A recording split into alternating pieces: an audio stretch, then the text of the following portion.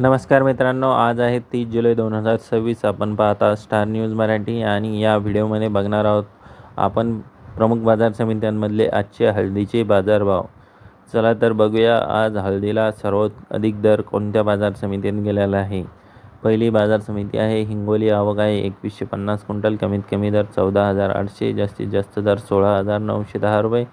सर्वसाधारण दर हा 15,850 रुपये.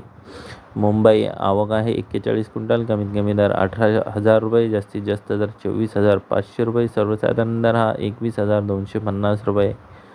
हदगाव तामसा. आवक आहे 50 क्विंटल. कमीत कमी दर 14,000 रुपये, जास्तीत जास्त दर 16,000 रुपये. सर्वसाधारण दर 15,000 रुपये. सेनगाव. आवक आहे 102 क्विंटल. कमीत कमी दर 14,500 रुपये, जास्तीत जास्त दर 16,000 रुपये. सर्वसाधारण दर 15,500 रुपये.